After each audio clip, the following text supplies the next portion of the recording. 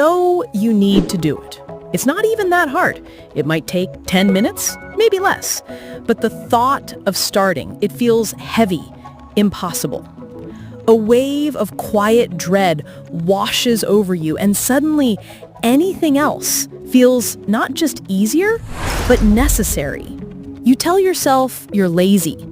You tell yourself you lack discipline. But what if you're wrong? What if your procrastination isn't a character flaw, but a survival instinct gone wrong? What if your brain is trying to protect you from a threat that isn't really there? Today, we're going to talk about the deep neurological connection between anxiety and procrastination. We're not just going to rehash the same old advice. We're going to look at the science of why your brain can perceive a simple to-do list as a genuine danger. And most importantly, we're going to give you a new, clinically informed toolkit. A toolkit that isn't about learning how to just do it, but about learning how to feel safe enough to start.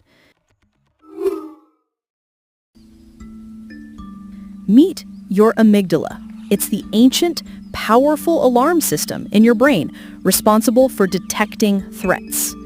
For our ancestors, it was a non-negotiable lifesaver, screaming danger at the sight of a saber-toothed tiger. The problem is, your amygdala isn't very sophisticated. It can't always tell the difference between a real threat, like a tiger, and a perceived threat, like the possibility of being judged for your work. When you live with anxiety, your amygdala is already on high alert. So when you face a task that triggers that anxiety, it can hijack your rational brain. This is the famous fight, flight, or freeze response. And procrastination? For so many of us, it's a modern-day freeze response. You're not scrolling on your phone because you're lazy.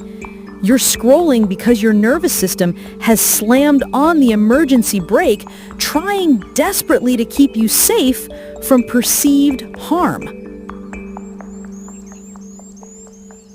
So what kind of tasks does the anxious brain see as a tiger in the grass?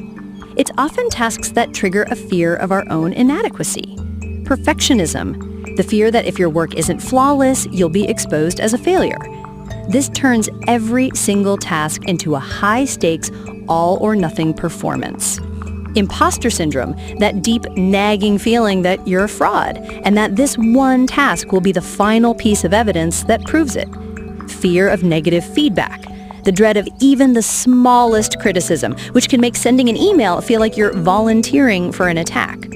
And uncertainty, the anxiety of not knowing exactly how to start, and the fear of looking incompetent if you do it wrong. This is why so much common productivity advice completely backfires for anxious people.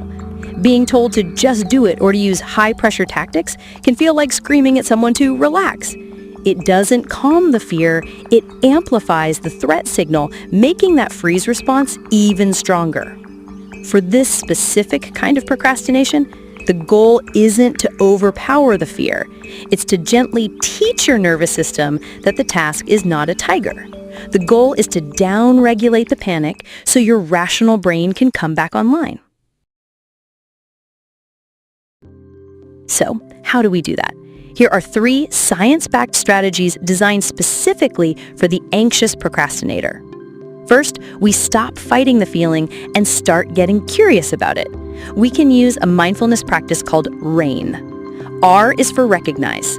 Simply name what you're feeling without judgment. Okay, this is anxiety I'm feeling right now. A is for allow. Let the feeling be there. Don't try to shove it down or wish it away. I is for investigate. Gently ask yourself, what am I actually afraid of here? And N is for non-identification. Realize that you are not your anxiety, it's a temporary storm passing through you. Second, we redefine the task. Anxious brains get completely overwhelmed by big, vague goals. So we create a minimum viable action. Your goal is not to write the perfect email. Your goal is to open a new draft and type, "Hi." That's it. We are radically lowering the bar. Success is no longer the quality of the final outcome. Success is the tiny, non-threatening act of starting. This sends a powerful signal of safety to your brain. Finally, and this may be the most important step of all, you have to change your relationship with yourself. The guilt and shame you feel after procrastinating only adds more stress to your system. Research consistently shows that self-compassion is a far more effective motivator than guilt. So when you catch yourself in that freeze response, instead of saying, "Ugh, I'm so lazy," try a simple script. "This is a moment of stress. It makes sense that I feel this way.